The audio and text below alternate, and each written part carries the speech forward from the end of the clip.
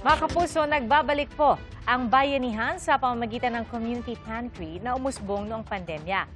Ngayon po, muli po itong binuksan para umagapay sa mga tsuper na lubhang apektado ng mataas na presyo ng petrolyo. Saksi si Jamie Santos.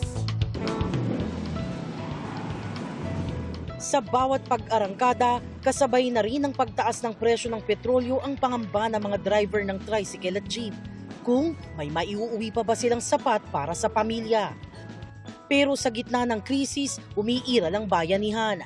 Sa San Nicolas, Pasig City, isang community pantry ang binuksan para magbigay ng libreng gulay sa mga apektadong sektor.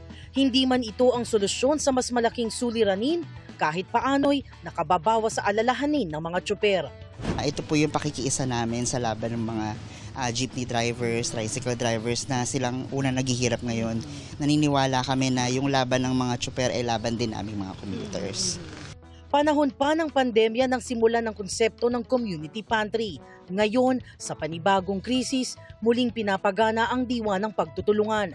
Dito, maaring makakuha ng ilang libreng gulay, sapat para sa isang simpleng hapag, para sa mga pamilyang umaasa sa arawang pasada. Ito po ay effort po ng buong community. So kagabi mag-uusap lang kami, totoo niya ng mami ko. No? Pati yung mga kasama naming volunteers, mga nanay din dito sa Barangay San Nicolas. At napag-isipan namin na buksan namin para kahit papano maibisan ng, makapagbigay kami po ng tulong sa mga tsuper dito sa aming lugar. Ayon sa ilang driver na nakausap namin, tila kahati na ng kanilang budget sa pamilya ang gasolina dahil malaking bahagi ng kanilang kita ang napupunta rito. May mga araw pa raw na mas malaki ang gasto sa gasolina kaysa sa kinikita. Naapektuhan na rin yung araw-araw na kita namin eh. Kahati na namin sa kita. Kaya ang biyahe namin tiyaga-tiyaga lang. Dati magpagas ako yung mababa pa. Mga 250, 200 lang. Ngayon, 500, 400. Sobrang bigat na kasi halos di na namin kinikita yung dapat kitain namin sa gasolina eh. Ang laki na, doble na ng gasolina eh. Ganun na pong kahirap ngayon. Binuksan din ang community pantry sa pila ng tricycle sa Maginhawa Street sa Teachers Village sa Quezon City.